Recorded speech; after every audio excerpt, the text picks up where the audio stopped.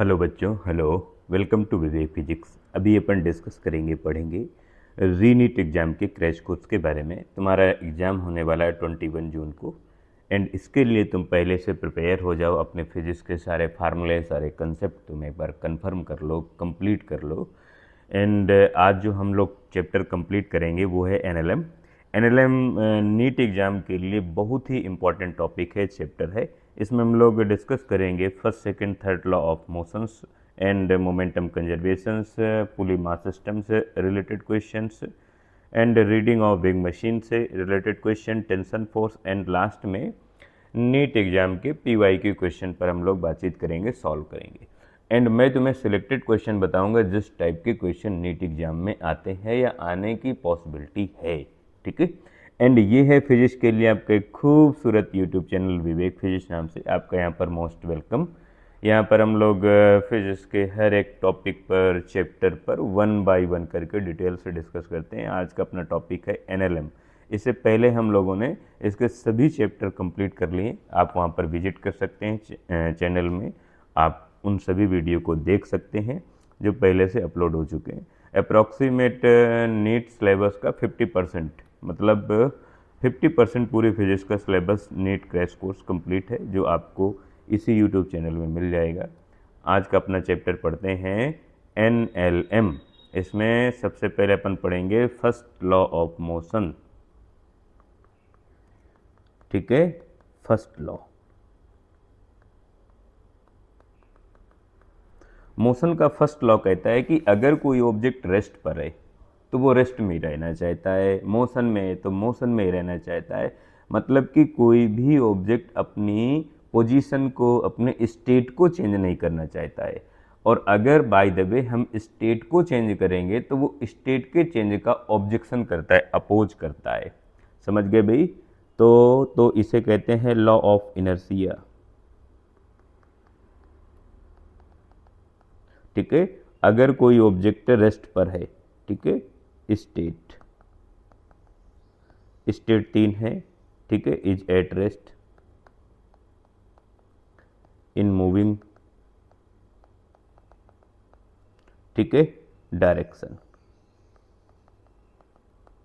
तो जो ऑब्जेक्ट जिस सिचुएशन पर है वो उसी में रहना चाहता है। अगर कोई भी कार है, अगर ये रेस्ट पर है, ठीक है, तो इसकी वेलोसिटी 0 है, मेरा मतलब कांस्टेंट है, एक्सेलरेशन 0 है, एंड फोर्स की वैल्यू 0 है। अगर ये यूनिफॉर्म मोशन कर रही है, ठीक है, अगर ये कार यूनिफॉर्म मोशन कर रही है,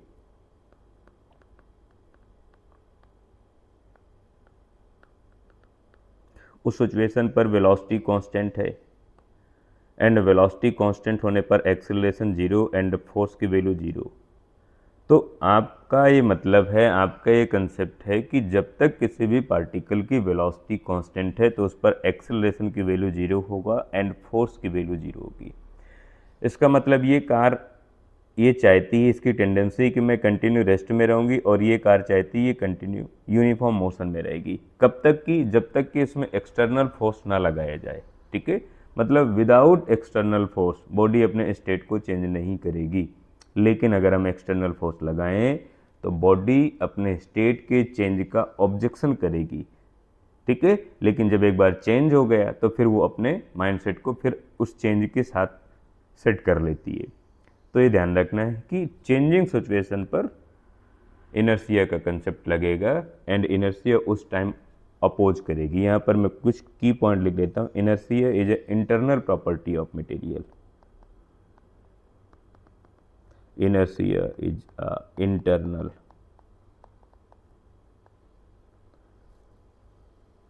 internal property of material,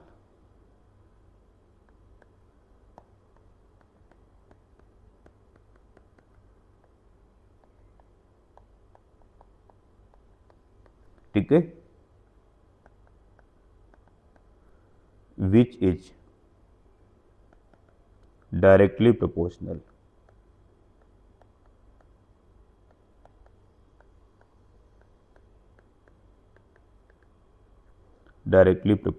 to mass of body। Body के मास का डायरेक्टली प्रोपोर्शनल है। ठीक है, जितना ज़्यादा मास होगा उसमें इनर्शिया की प्रॉपर्टी उतनी ज़्यादा है। ठीक है, जय बाय द वे जैसे साइकिल है, तो साइकिल में धक्का लगाना या कार में धक्का लगाना तुम्हारे लिए किसके लिए ज़्यादा ईजी है? ठीक है, ये साइकिल है, तो साइकिल में धक्का लगाना ज़्यादा ईजी है as a compare to car, because cycle का जो मास है वो कम है as a compare to car. समझ गए भाई? इनर्शिया की प्रॉपर्टी बॉडी के शेप, साइज, डिजाइन, कलर इस पर डिपेंड नहीं करती है, वो डायरेक्टली प्रोपोर्शनल होती है मास पर। ठीक, इसके बाद हम लोग बातचीत करेंगे सेकेंड लॉ ऑफ मोशन।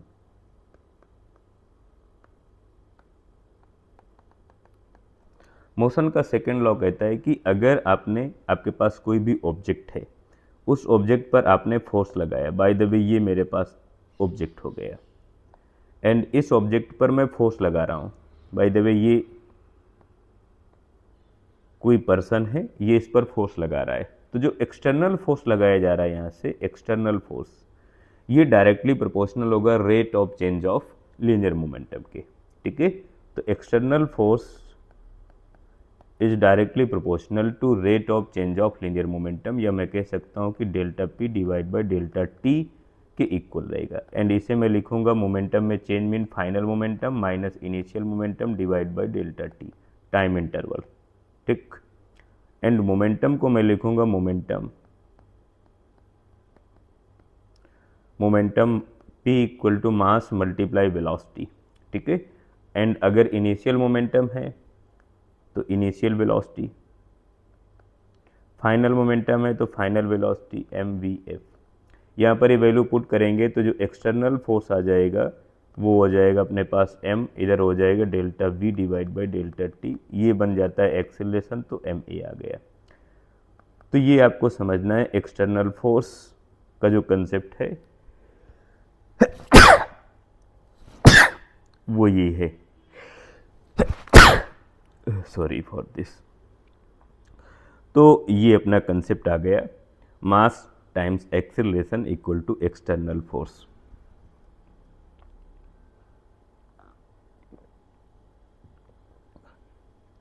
इसके बाद अगर हम लोग इसकी इंस्टेंटेनियस वैल्यू कैलकुलेट करें, ये तो एवरेज वैल्यू है, एक्सटर्नल फोर्स की एवरेज वैल्यू। अगर इंस्टेंटेनियस वैल्यू कैलकुलेट करना चाहते हैं तो dp डिवाइड बाई dt लिखेंगे।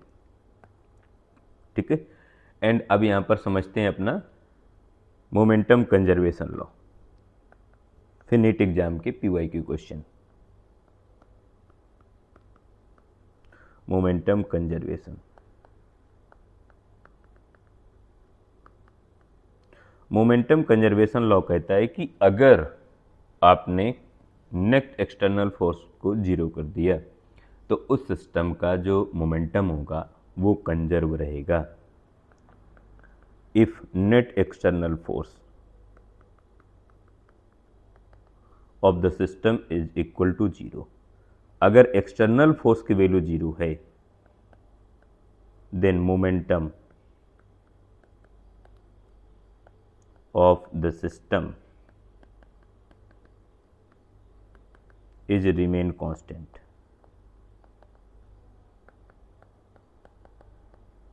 तो सिस्टम का जो मोमेंटम होगा वो कंजर्व रहेगा। तुम यहाँ पर रख के चेक कर सकते हो, अगर मैं इस फार्मूले में dp divide by dt equal to external force है, अगर मैं इसे जीरो करूँगा तो dp divide by dt equal to zero and p equal to constant, because जिस फंक्शन का डिफरेंशिएशन जीरो होगा वो फंक्शन कांस्टेंट होगा, जिसका मतलब मोमेंटम कांस्टेंट है, एंड मोमेंटम कांस्टेंट का मतलब इनिशियल मोमेंटम जो होगा वही फाइनल मोमेंटम होगा।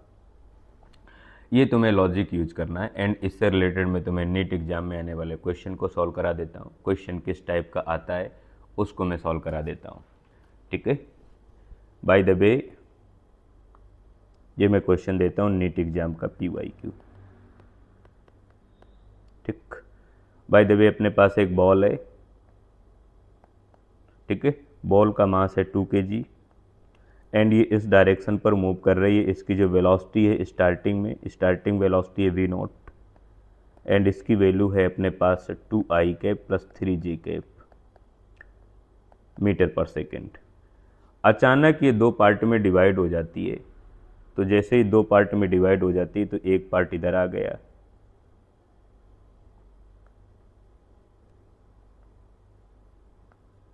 एक पार्ट इधर आ गया बॉल का, एंड दूसरा पार्ट इधर आ गया बॉल का।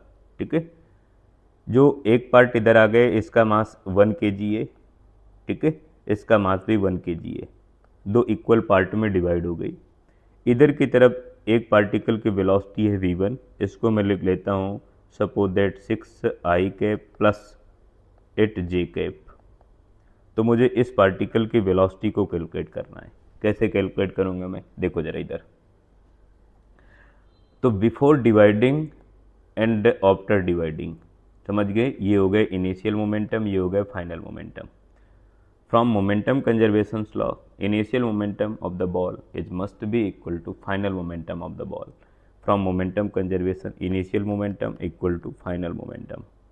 एंड इनिशियल मोमेंटम कैसे लिखोगे, mass multiply velocity V not equal to, इधर का मास है m1 और वेलोसिटी है v1 प्लस m2, वेलोसिटी है v2। एंड यहाँ पर मास की वैल्यू कितनी है तुम्हारे पास 2 kg, तो 2, वी नॉट की वैल्यू कितनी है 2i cap plus 3j cap. यहाँ पर m1 1 kg है, 1 का मल्टीप्लाई कराएं कोई चेंज नहीं आएगा। v1 की वैल्यू है 6i cap plus 8j cap. m2 1 kg है प्लस v2 अपन कर लेंगे।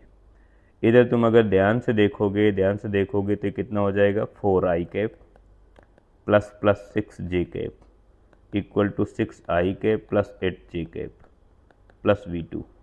एंड ये वाला टर्म इधर आएगा तो माइनस हो जाएगा, कितना हो जाएगा, माइनस में बचेगा माइनस का 2i कैप माइनस का 2j cap equal to v2।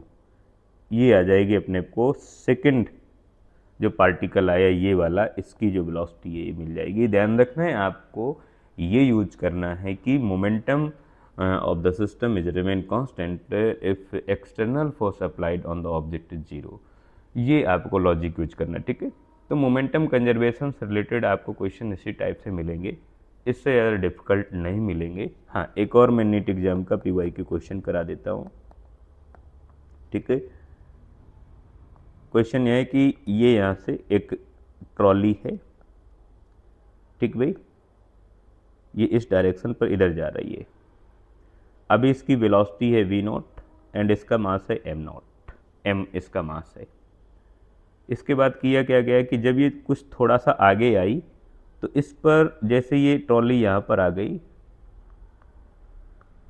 ठीक है, तो यहाँ पर इस पर एक बॉल को पुट कर दिया जाता है यहाँ पर, और बॉल का मास है m नॉट। अब हमें बताना है कि अब इस वैन की फाइनल वेलोसिटी क्या होगी। इसकी फाइनल वेलोसिटी बताओ, समझो जरा भाई, लॉजिक समझ गए ना। बॉल को पुट करने के बाद इस पूरे सिस्टम की फाइनल वेलोसिटी कैलकुलेट करना है। तो ध्यान रखना है कि before momentum and after momentum equal कर देना है। ठीक है, इनिशियल मोमेंटम ये है अपने पास, फाइनल मोमेंटम ये है अपने पास from momentum conservation.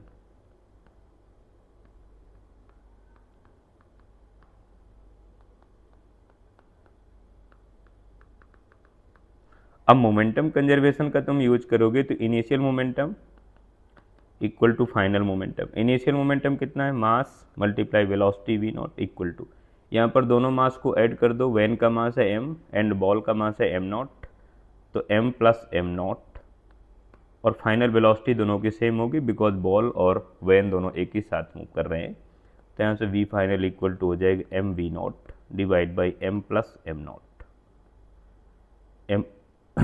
m plus m not. ठीक है, तो ये लॉजिक है, ये कंसेप्ट है। इसके बाद हम लोग बातचीत करेंगे थर्ड लॉ पर। थर्ड लॉ का कंसेप्ट ये है कि थर्ड लॉ को अपन एक्शन एंड रिएक्शन लॉ कहते हैं। Action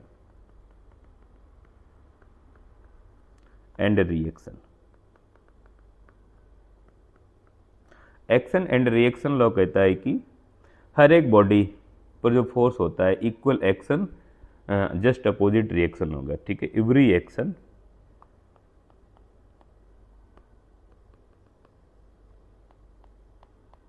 equal and opposite reaction. ठीक है, रिएक्शन फोर्स होगा। अब ये ध्यान रखना है कि action force and reaction force का मैग्नीट्यूड सेम होगा एंड दोनों की डायरेक्शन जस्ट अपोजिट होगी, दोनों डिफरेंट डिफरेंट बॉडी पर एक्ट करेंगे। ठीक है, तो यहाँ पर नोट करके मैं लिख देता हूँ, एक्शन फोर्स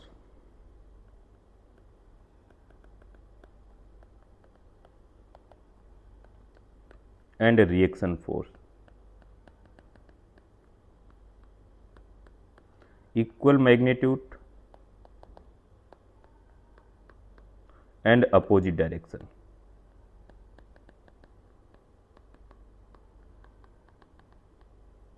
ठीक है,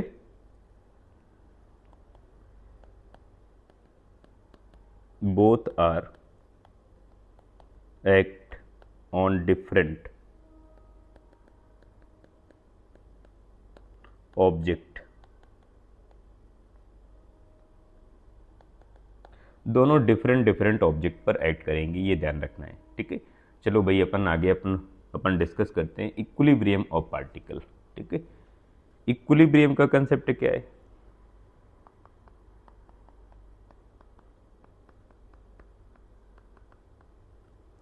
इक्विलिब्रियम की सिचुएशन क्या होती है? इक्विलिब्रियम की सिचुएशन होती है कि किसी भी ऑब्जेक्ट पर जितने भी फोर्स हैं उनका सम ऑफ जीरो है। ठीक है, तो जितने भी फोर्स होंगे किसी भी ऑब्जेक्ट पर उनका सम ऑफ जीरो करना है। जितने भी फोर्स होंगे उनका सम ऑफ जीरो करना है। बाय द वे मेरे पास एक ही ऑब्जेक्ट है इस टाइप का, इस पर एक फोर्स इस डायरेक्शन पर लगा हुआ है 100 न्यूटन का, एक फोर्स इस डायरेक्शन पर लगा हुआ है बाय द वे 200 न्यूटन का। ठीक है, एक फोर्स इसमें इस डायरेक्शन पर लगा हुआ है बाय द वे 50 न्यूटन का। ठीक है, एंड ये एंगल है 37 एंड मुझे बताना है इस पे हॉरिजॉन्टल फोर्स की वैल्यू क्या है, इसमें वर्टिकल फोर्स की टोटल वैल्यू क्या है, ये अपने को कैलकुलेट करना है। ठीक है, या इसको थोड़ा सा और अगर चेंज किया जाए तो इस डायरेक्शन पर मैं एक फोर्स अप्लाई कर दूं, मैं इसको लिख देता हूं F एंड मैं कहता हूं कि F की वैल्यू कितनी होगी, F की वैल्यू होगी कितनी अगर ये इक्विलिब्रियम कंडीशन पर है। ठीक है, अगर तुमसे केवल हॉरिजॉन्टल फोर्स पूछता है तो इसके कंपोनेंट निकाल लो और इन दोनों के साथ एडलेस कर दो। ठीक है, वैल्यू को ऐड कर दो, फिर इसके बाद वो हॉरिजॉन्टल फोर्स हो जाएगा या वर्टिकल फोर्स हो जाएगा। अगर तुमसे किसी एक अननोन फोर्स को पूछ रहा है, अननोन फोर्स कितना होगा, तो अननोन फोर्स की वैल्यू कैसे कैलकुलेट करेंगे? फाइंड एफ की वैल्यू कैसे फाइंड करना है? देखो जरा, इसके सबसे पहले तो कंपोनेंट कर लो एफ के, तो इधर वाला फोर्स आ जाएगा इसका एफ का 37 के रिस्पेक्ट में, तो इधर हो जाएगा 50 और cos 37 की वैल्यू यहाँ पर मैं लिख देता हूँ, इधर है 37, इधर 3 डिवाइड और 4, इधर है 5, तो cos में 37 4/5 होता है, तो 50 इधर हो जाएगा 4 डिवाइड बाई 5, ये 5 हो गया एंड इसे डिवाइड करो कितना आ जाएगी, ये 40 आ जाएगा। तो इस डायरेक्शन पर 100 प्लस 40, ठीक है, प्लस 40 और आ गया न्यूटन। एंड इस डायरेक्शन पर देखोगे तो 50 का वर्टिकल कंपोनेंट कैलकुलेट कर लोगे, वो साइन के रेस्पेक्ट में आएगा, तो साइन के रेस्पेक्ट में इधर हो जाएगा 50 साइन 37 एंड साइन में 37 की वैल्यू है 3 डिवाइड बाई 5, तो इधर हो जाएगा 30। ठीक है, ये मैं डायरेक्ट लिख ले रहा हूँ, यहाँ पर 30 ऐड हो जाएगा।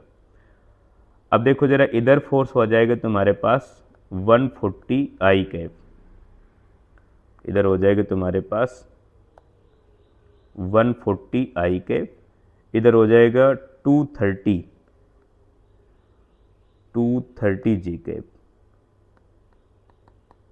समझ गए भाई? तो तुम्हारे पास फोर्स हो जाएगा from equilibrium condition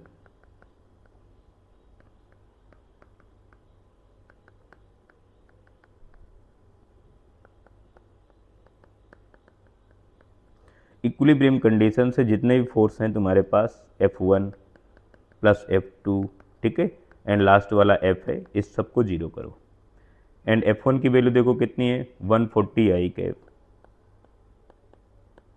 plus 230 j cap plus F equal to zero. तो यहाँ से जब f की वैल्यू कैलकुलेट करोगे तो f की वैल्यू हो जाएगी माइनस का 140 i cap plus 230 j cap Newton. ये लॉजिक है, ये कंसेप्ट है। तो जब कभी भी इस टाइप का क्वेश्चन मिले तो ये ध्यान रखना है, ये याद रखना है, ठीक है। चलो अपन नीट PY की क्वेश्चन पर अपन बढ़ते हैं और मैं तुम्हें कुछ नीट एग्जाम के PY की क्वेश्चन सॉल्व कराता हूँ।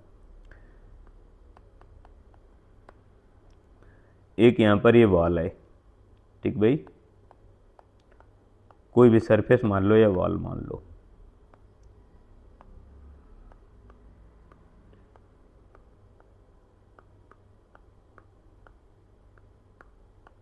ये वॉल मान लो, इधर से क्या है, एक पाइप लगा पड़ा है, इस पाइप से पानी निकल के आ रहा है एंड पानी इस डायरेक्शन पर ऐसे आ रहा है।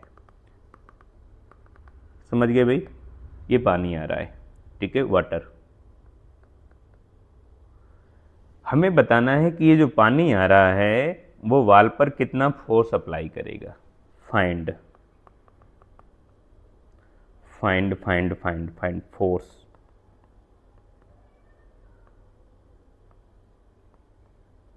वॉल पर, दीवार पर ये जो लिक्विड है वो कितना फोर्स को अप्लाई करेगा।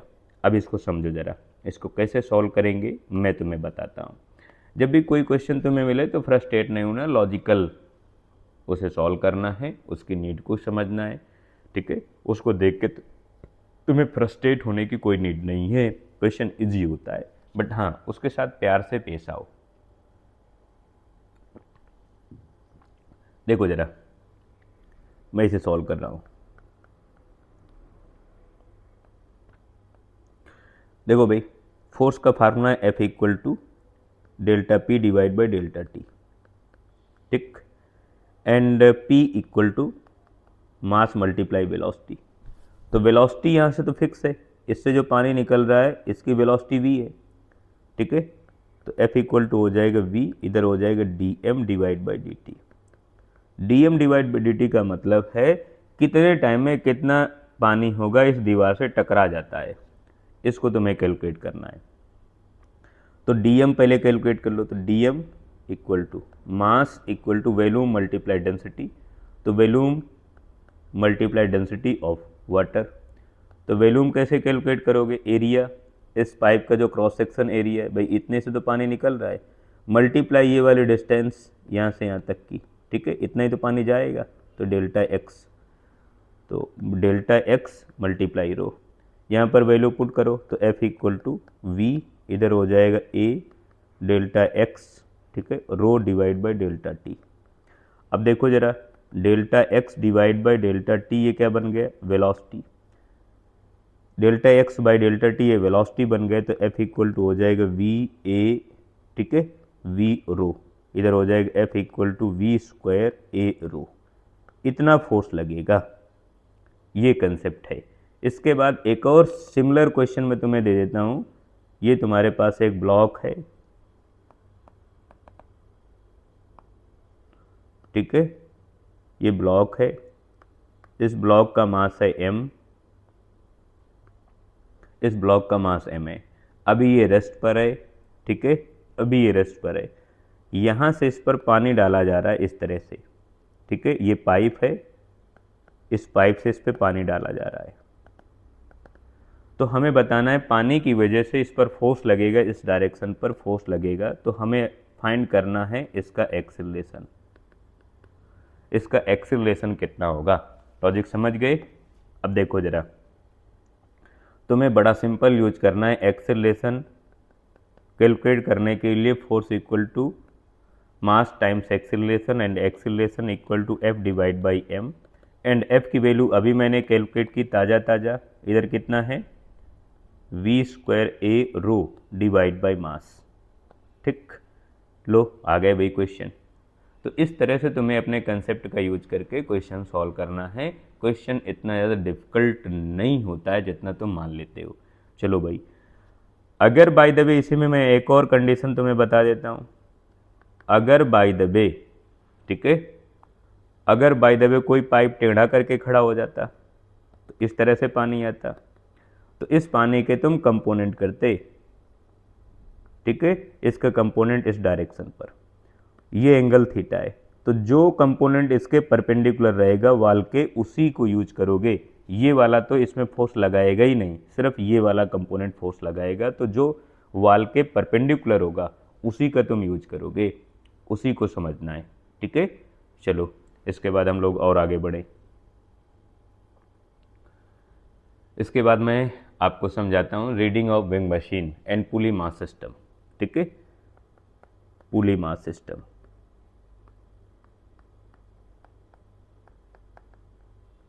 पुली मास सिस्टम में ये ध्यान रखना है कि बाय द वे अपने पास एक कोई पुली है जो यहाँ से इस तरह से हैंग है, एंड यहाँ पर एक अपने पास एक ब्लॉक है, सपोज दैट 8 kg का, एंड यहाँ पर एक ब्लॉक है सपोज दैट 10 kg का, दो ब्लॉक है अपने पास। यहाँ पर फाइंड करना है tension force and accelerations, find tension force on the string and accelerations.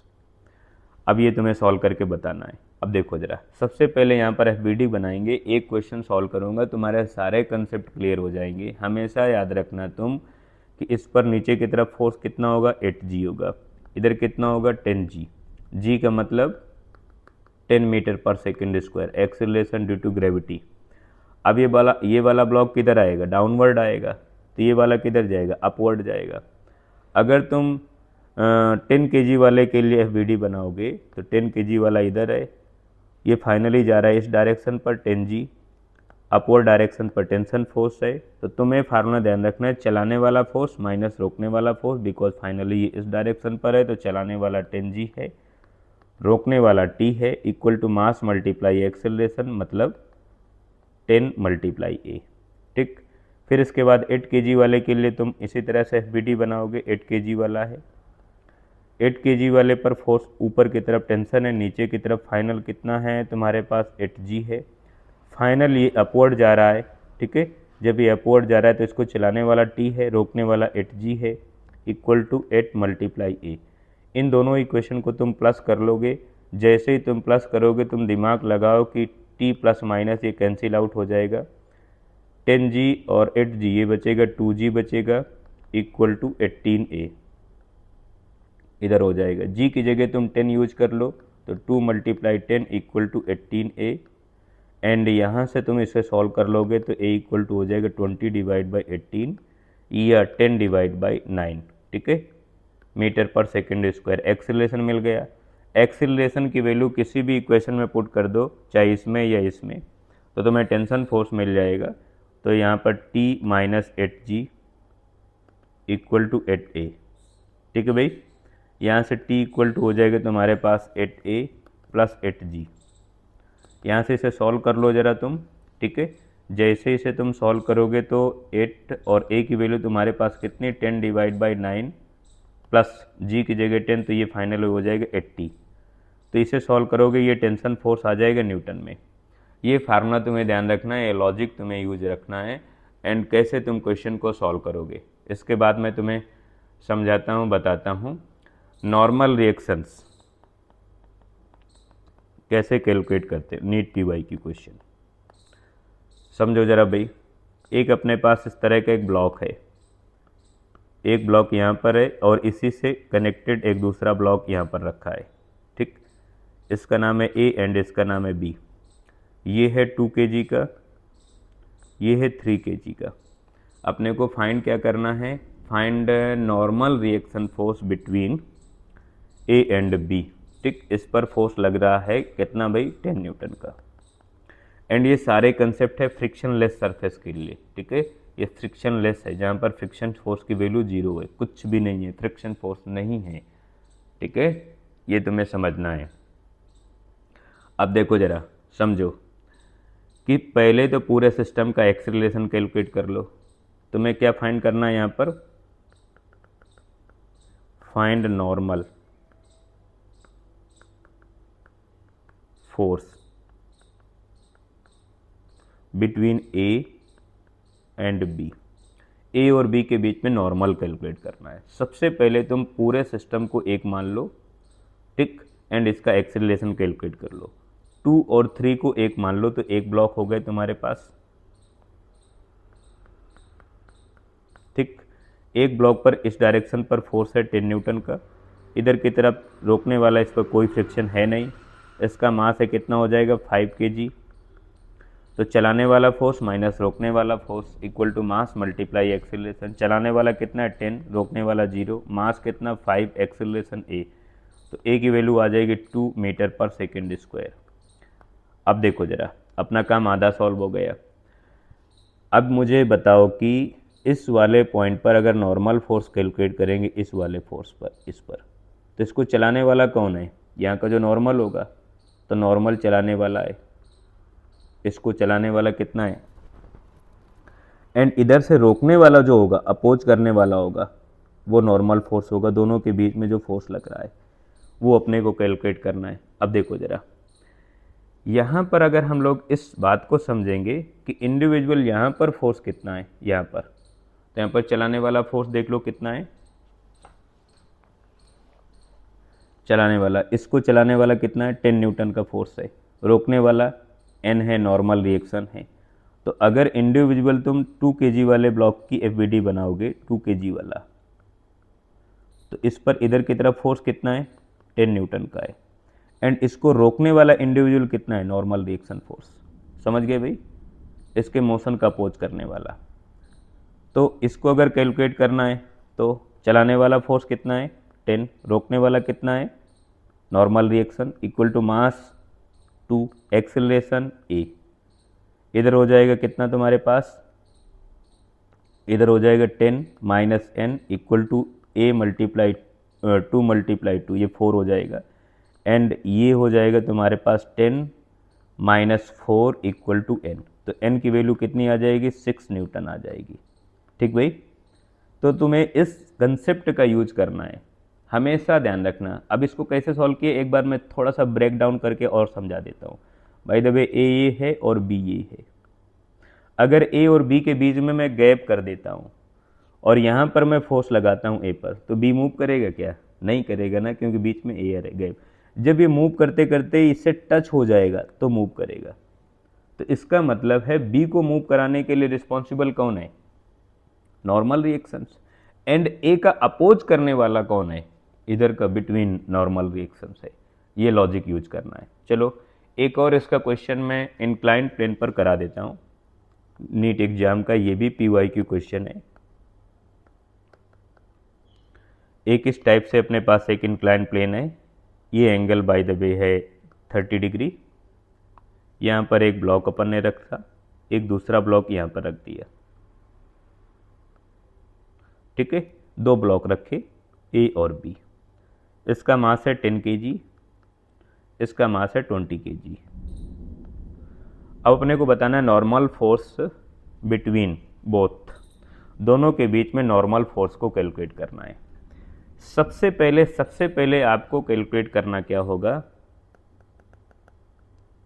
Find normal force.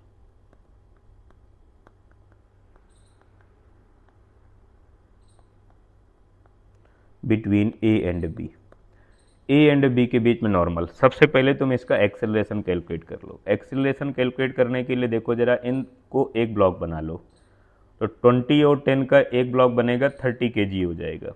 30 kg का एक ब्लॉक तुमने यहाँ पर रख दिया, इस डायरेक्शन पर एक फोर्स होगा, उसे तुम कहोगे 30G। समझ गए ना भाई, mg लिखते हो ना, mg sine 30 degree, and g की वैल्यू पुट कर दो, तो इधर हो जाएगा 30 मल्टीप्लाई 10 और साइन 30 है 1/2, तो ये हो जाएगा 150 न्यूटन।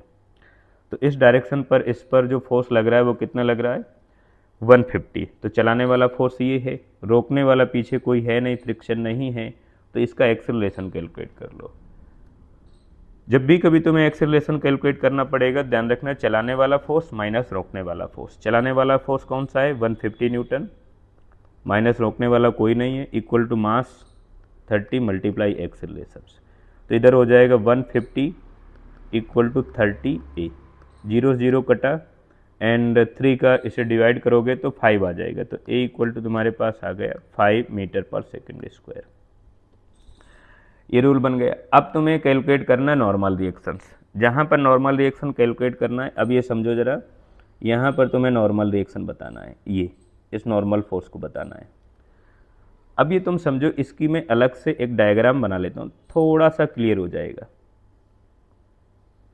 यहाँ पर मैंने एक ब्लॉक बनाया, एक ब्लॉक ये बना दिया, ये 10 kg वाला है, 20 kg वाला है। अपने को इनके बीच का नॉर्मल फोर्स बताना है, ये नॉर्मल फोर्स बताना है।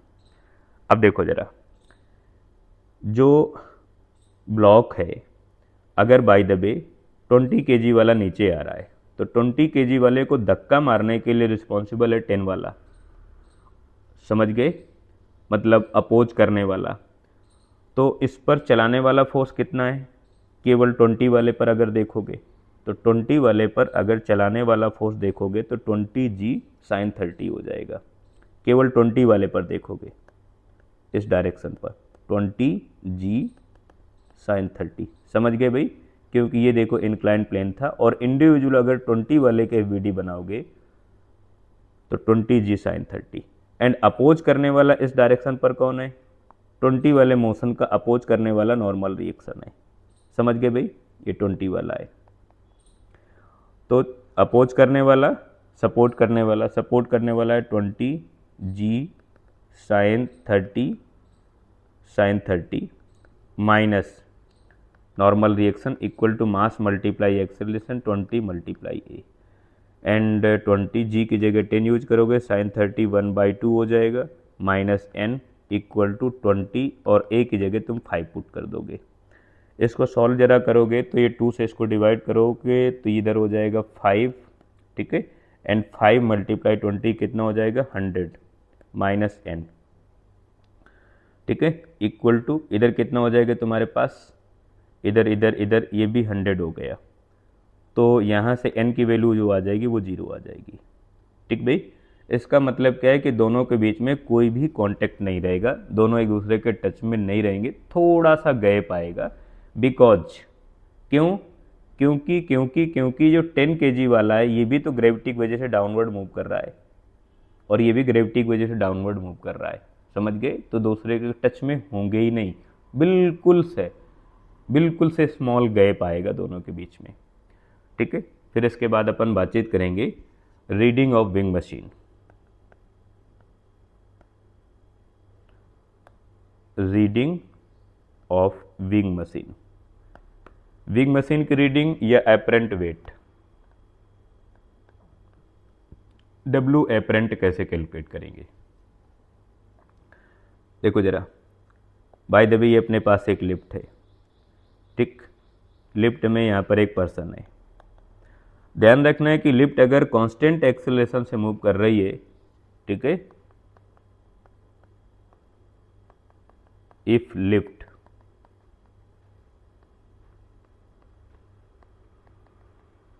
विथ कांस्टेंट एक्सेलरेशन या कांस्टेंट वेलोसिटी का पहले मैं कंसेप्ट बता देता हूँ, move with constant velocity,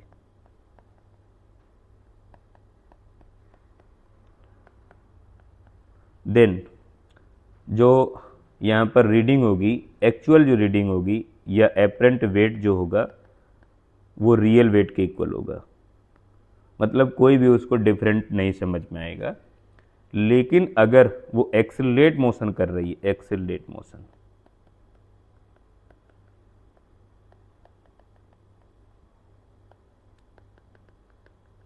lift का अगर एक्सेलरेट मोशन है तो उस समय की सिचुएशन कुछ अलग होगी।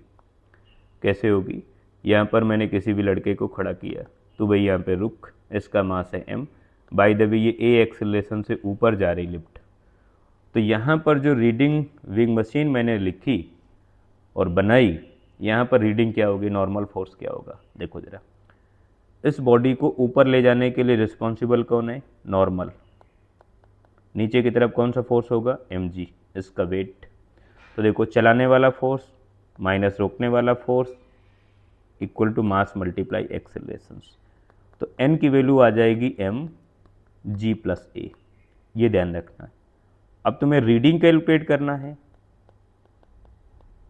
Reading equal to N divide by M, ओ एन डिवाइड बाई जी, ठीक है, और ये केजी में रीडिंग आ जाएगी, समझ गए। एंड जो एन की वैल्यू आएगी यही एपरेंट वेट होगी, ये ध्यान रखना। जो नॉर्मल फोर्स आएगा उसी नॉर्मल फोर्स को एपरेंट वेट कहेंगे, वर्चुअल वेट कहेंगे। ये तो इस समय की लॉजिक हो गया। बाय द वे ये लिफ्ट डाउनवर्ड आ रही है एंड यहां पर ये बंदा खड़ा है, उस समय अपने को बताना है अगर डाउनवर्ड ए एक्सेलरेशन से आ रही है, डाउनवर्ड अगर ए एक्सेलरेशन से आ रही है तो अब देखो जरा इस पर अपवर्ड फोर्स कौन सा लगेगा, नॉर्मल। डाउनवर्ड फोर्स कौन सा लगेगा, mg।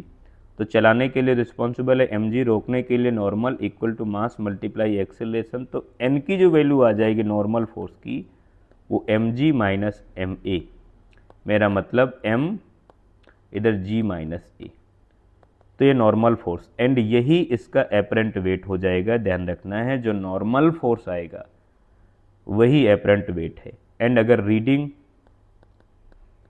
कैलकुलेट करोगे तो n डिवाइड बाई g, ये रीडिंग आपको मिल जाएगी केजी में। एंड अगर ये फ्री फॉल कर रही है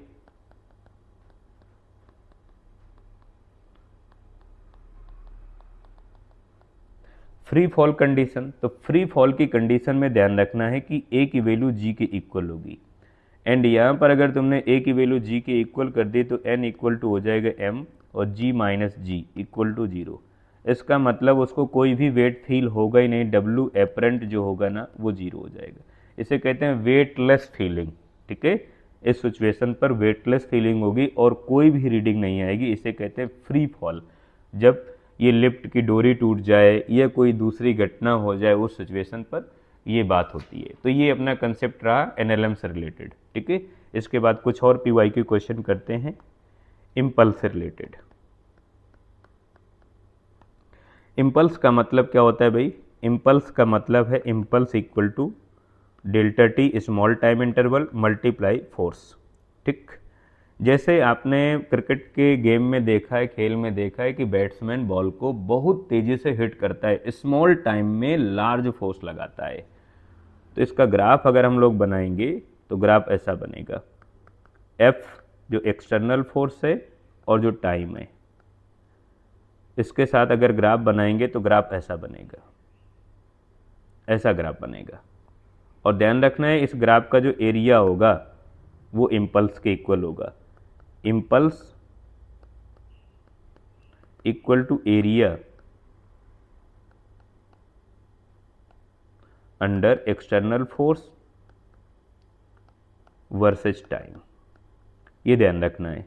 एंड आपको ये समझना है कि अगर यहाँ पर एवरेज फोर्स कैलकुलेट करोगे तो एवरेज फोर्स ये आ जाएगा, ये तो मैक्सिमम वाला फोर्स है एफ मैक्स, समझ गए भाई, ठीक। एंड ये भी तो मैं लॉजिक बता देता हूं कि जो इम्पल्स होगा ना equal to change in momentum, delta P के चेंज के इक्वल होगा, इसे कहते हैं इम्पल्स मोमेंटम थ्योरम।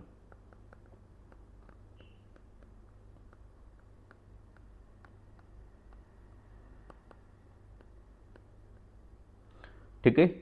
एक अपने पास नीट एग्जाम का पीवाई क्यू क्वेश्चन है सेम टॉपिक से रिलेटेड, नीट पीवाई क्यू। फिर मैं अपने लेक्चर को कंप्लीट करता हूं, ठीक है। ये क्वेश्चन क्या कह रहा है कि इस तरह से अपने पास एक ग्राफ बना हुआ है, ये ग्राफ है फोर्स और टाइम के बीच का, यहाँ पर इस तरह से ग्राफ है ये, फिर डाउन है, फिर इस तरह से, फिर ये आके इस तरह से मिल जाता है। यहाँ पर फोर्स की वैल्यू है 6 न्यूटन, यहाँ पर है 3 न्यूटन, यहाँ पर है 0 न्यूटन। यहाँ पर जो टाइम है वो 2 सेकेंड 4 सेकेंड, ठीक है, और यहाँ पर 6 सेकेंड है, यहाँ पर 8 सेकेंड है। अपने को बताना है इम्पल्स बताना है। जब इम्पल्स बताएंगे तो ध्यान रखना एरिया अंडर, तो इसका एरिया प्लस इसका एरिया प्लस इसका एरिया, ठीक। तो जब पहले ट्रायंगल का एरिया कैलकुलेट करोगे तो इसका एरिया तो मान लो A1, इसका एरिया मान लो A2 एंड इसका एरिया मान लो A3, तो A1 इक्वल टू कितना होगा, ठीक है, ट्रायंगल का एरिया 1/2 बेस मल्टीप्लाई हाइट, तो 1/2 बेस कितना है 2 और हाइट कितनी है 6, तो कितना हो जाएगा 6 न्यूटन सेकेंड आ जाएगा, न्यूटन सेकेंड, बिकॉज इम्पल्स है ना, तो इम्पल्स की यूनिट न्यूटन सेकेंड है। एंड सेकेंड का एरिया देखो जरा, ये नेगेटिव है, तो नेगेटिव डायरेक्शन पर जो फोर्स है यहाँ पर -3 न्यूटन है, तो इसका एरिया कैलकुलेट करोगे ये वाला एरिया, तो देखो ये स्क्वायर है, ठीक है, ये रेक्टेंगुलर है, तो यहाँ पर -3 मल्टीप्लाई ये वाली हाइट, तो -3 एंड ये 2 हो गया, तो कितना हो गया -6 न्यूटन सेकेंड आ गया। फिर इसके बाद इसका एरिया कैलकुलेट करना है A3, तो जब A3 कैलकुलेट करोगे तो देखो हाइट कितनी है 3 और ये गैप कितना आ रहा है 4 सेकेंड का गैप आ रहा है, तो 4, ये हो जाएगा 12 न्यूटन सेकेंड। इन सबको प्लस करोगे तो इम्पल्स इक्वल टू हो जाएगा A1 plus A2 plus A3। जैसे ही प्लस करोगे तो देखो जरा प्लस माइनस ये कैंसिल आउट हो जाएगा, ये प्लस माइनस सिर्फ बचेगा 12 न्यूटन सेकेंड, सिर्फ आ जाएगा 12 न्यूटन सेकेंड, ये इम्पल्स आ जाएगा। तो ये तुम्हारा लॉजिक है। इस तरह से तुम्हें अपने क्वेश्चन में अपनी अप्रोच को रखना है, क्वेश्चन को समझना है, क्वेश्चन की नीड को फुलफिल करना है, लेकिन ये ध्यान रखना है कि क्वेश्चन को सॉल्व करते समय तुम्हें अपने लॉजिक को नहीं भूलना है, क्वेश्चन समझना है, जानना है, सबसे पहले क्वेश्चन की नीड को समझना है, ठीक है। तो इसमें मैंने सारे कंसेप्ट आपको बता दिए, पुली मास सिस्टम से रिलेटेड, स्ट्रिंग से related, tension force, impulse and momentum conservation, first second third law, reading of wing machines, ठीक है, एपरेंट वेट, ये सारे क्वेश्चन हो गए। नेक्स्ट वीडियो लेक्चर में हम लोग बातचीत करेंगे circular motion and complete concept उस पर